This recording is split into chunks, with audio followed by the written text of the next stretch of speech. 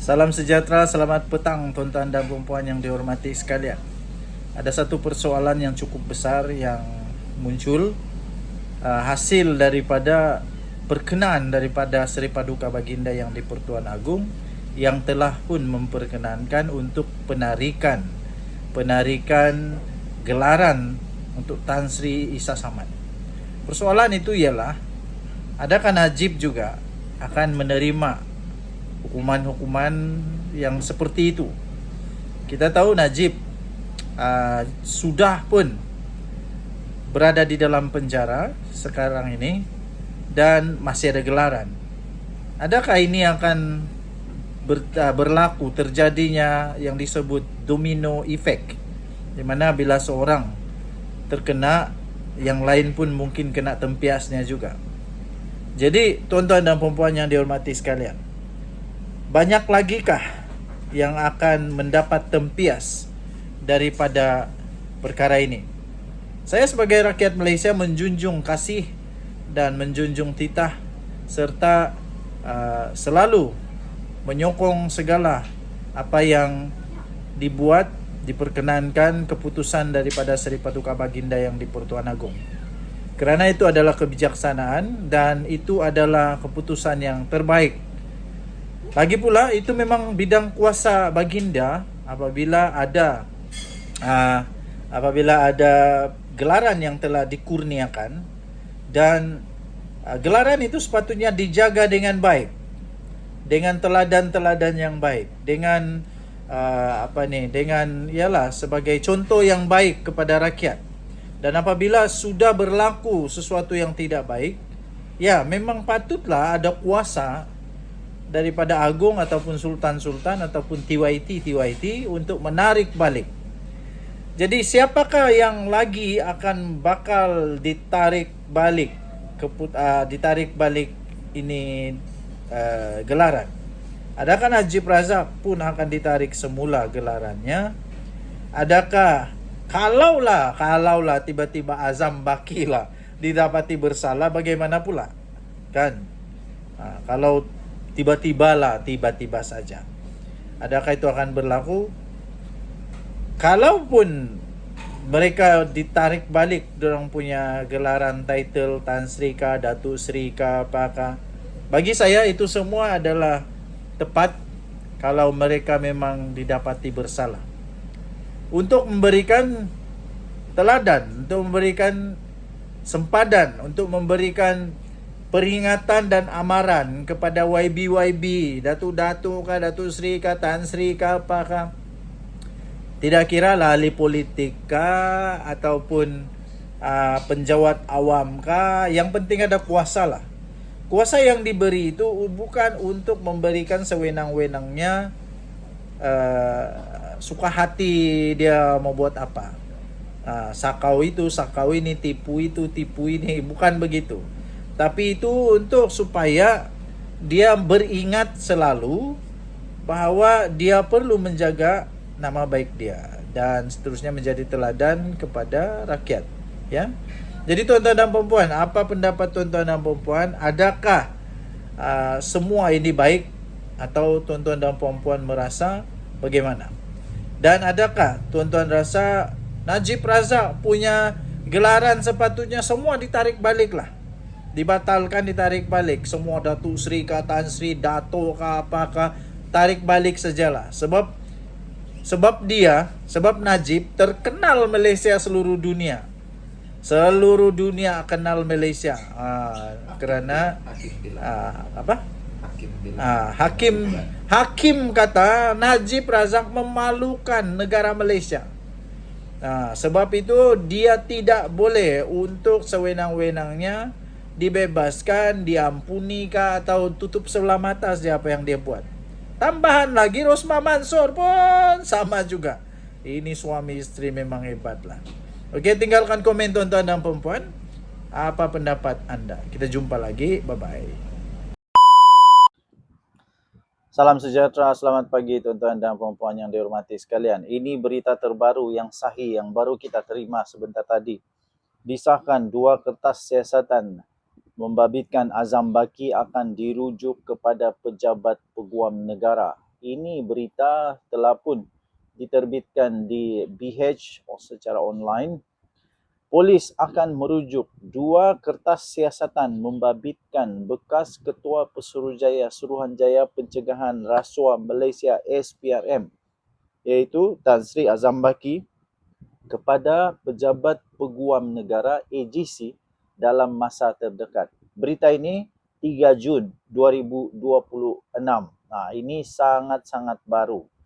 Pengarah Jabatan Siasatan Jenayah JSJ Bukit Aman, Datuk M. Kumar berkata, Polis Diraja Malaysia PDRM sudah pun merakam percakapan Azam Baki mengikut Seksyen 112 Kanun Tata Cara Jenayah pada hari ini. Rakaman percakapan itu membabitkan 2 siasatan berasingan iaitu penerbitan artikel oleh Bloomberg.com yang mengandungi kenyataan berunsur fitnah mengenai pemilikan saham Velocity Capital Partner Berhad serta isu dakwaan penyalahgunaan kuasa dan ugutan jenayah terhadap ahli perniagaan Albertay.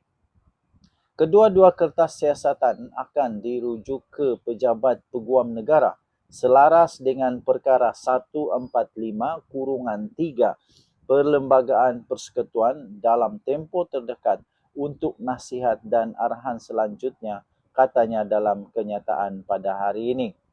Kumar berkata, orang ramai terus dinasihatkan supaya tidak membuat sebarang spekulasi berhubung kes berkenaan kerana ia berpotensi menjejaskan atau mengganggu proses siasatan. Beliau berkata PDRM tetap komited dalam memastikan ketelusan dan integriti siasatan sentiasa diutamakan bagi menjamin keadilan. Tambahnya lagi, PDRM tidak akan berkompromi kepada mana-mana individu yang didapati melanggar undang-undang yang sedang berkuat kuasa, katanya. Media sebelum ini telah melaporkan Bloomberg dalam satu laporan mendakwa Azam Baki yang sekarang ini berusia 62 tahun telah memiliki 17.7 juta saham Velocity Capital Partner Berhad iaitu sebuah syarikat perkhidmatan kewangan yang tersenarai di Bursa Malaysia berdasarkan pemfailan tahunan oleh Velocity Capital kepada Suruhanjaya Syarikat Malaysia SSM pada 3 Februari tahun lalu. Berikutan daripada itu, PDRM telah membuka kertas siasatan selepas menerima laporan polis berhubung penyiaran artikel berkenaan yang didakwa mengandungi kenyataan berunsur fitnah terhadap Azam Baki. Azam Baki juga turut memulakan tindakan undang-undang terhadap laporan Bloomberg yang disifatkannya sebagai mengelirukan, berunsur fitnah dan menjejaskan reputasi beliau serta integriti SPRM. Selain siasatan yang berkaitan dengan artikel Bloomberg tersebut, rakaman percakapan Azam Baki juga turut membabitkan satu lagi kes berhubung dakwaan penyalahgunaan kuasa dan ugutan jenayah terhadap ahli perniagaan Albertay. Pada 13 Mei yang lalu, tuan-tuan dan puan-puan, Albertay telah pun membuat laporan polis dengan mendakwa beliau diugut menerusi seorang peguam. Azam bagaimanapun telah menafikan dakwaan terbabit dan sebelum ini menegaskan beliau sudah pun memberi keterangan kepada polis di Bukit Aman pada hari ini. Okey, tuan-tuan dan puan-puan yang dihormati sekalian, begitulah perkembangan terkini kes yang semakin panas sekarang ini, iaitu bekas Pesuruhjaya SPRM Malaysia Tan Sri Azam Baki berkenaan dengan sahamnya yang dikatakan begitu besar dan akhirnya sekarang sudah sampai kepada minta kemungkinan akan dibawa kepada AGC. Jadi kita tunggu saja, kita ikut nasihat daripada pihak PDRM supaya jangan membuat spekulasi sendiri-sendiri, jangan membuat fitnah, apatah lagi untuk menyebarkan perkara yang tipu-tipu. Okey? Jaga diri, jaga keluarga, jangan lupa tinggalkan komen anda di ruangan komen. Kita jumpa lagi pada video-video yang akan datang. Bye-bye. Sebelum saya teruskan, izinkan saya untuk berkongsi manfaat sesama kita. Bagi Anda yang sedang berikhtiar kerana ada sakit penyakit 3 serangkai, kencing manis, buah pinggang, darah tinggi, kolesterol, gout, apa saja penyakit termasuk penyakit saraf, penyakit lelaki, penyakit perempuan, kanser, mata, hati, apa saja. Saya ingin kongsikan produk daripada 4Life Research, Transofactor. Produk ini adalah produk saintis yang boleh meningkatkan imun badan anda sehingga 437% kekuatan imun badan. Ini boleh membantu kita untuk melawan penyakit dan boleh sembuh dengan kekuatan imun badan. 4Life ada banyak produk, okey, bukan ini satu saja. Ada banyak contoh-contoh produk dia. Contohnya ini produk nama dia Glucoach. Glucoach ini khas untuk yang kencing manis. Kemudian glutamin pun ada, kemudian untuk mata pun ada, macam-macam ada. Okey, jadi dia boleh meningkatkan imun badan anda sehingga 437% kekuatan melawan penyakit. Ianya sangat terbukti dengan laporan daripada saintis membuktikan bahawa ia ialah miracle molecule. Ini bukan produk tepi jalan. Ini produk saintis sangat-sangat berkesan, sudah terbukti secara klinikal, sudah dikaji, terbaik dan juga telah diterima oleh doktor-doktor di seluruh dunia, telah masuk di dalam Physician Desk Reference. Dia adalah bukan dadah, tidak ada kesan sampingan. Kementerian Kesihatan Malaysia juga telah menerima Transofactor sebagai selamat dan boleh diambil oleh sesiapa sahaja. Paling bagus, dia bukan sahaja ada testimoni beribu-ribu, berpuluh-puluh ribu, malahan juga dia ada clinical abstract. Transofactor clinical abstract ini keputusan kajian saintis yang telah dilakukan di serata dunia. Bagi anda yang sangat memerlukan, sila dial nombor telefon tertera di atas. Dia akan berhubung dengan anda. Jangan telefon dia, sila WhatsApp dia. Kerana jika anda telefon, dia tidak sambut. Okay? Anda WhatsApp, dia akan jawab. Alright. Terima kasih tuan-tuan dan puan-puan kerana sudah menamatkan video ini dengan baik sekali. Saya ingin kongsikan beberapa buah buku yang sangat menarik. Ini saya sisipkan. Yang pertama, Muslihat Mahathir. Sekiranya anda berminat untuk melihat bagaimana Muslihat Mahathir yang dituliskan di dalam buku ini, anda boleh baca ini untuk menambahkan pengetahuan anda, untuk anda tahu siapa Mahathir yang sebenarnya. Buku ini sangat luar biasa. Ketika saya membaca, saya terkejut. Wow! Dan saya semakin berilmu. Kedua, buku yang kedua yang saya ingin kongsikan pada anda ialah Pemikiran Tun Mahathir. Ini ditulis oleh seorang pakar yang sangat-sangat luar biasa, merungkai.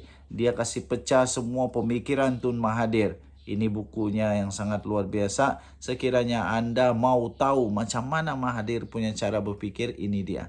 Dan yang ketiga, buku yang saya ingin kongsikan bagi anda ialah tajuk dia Paradise Lost Mahathir. Okey, ini dia beritahu bagaimana paradise itu surga yang diwar-warkan di Malaysia nampaknya sudah hilang menurut Mahathir. Ada buku ni, kalau anda berminat untuk beli, tekan, ada di Shopee. Okey, saya bagi link dia. Alright.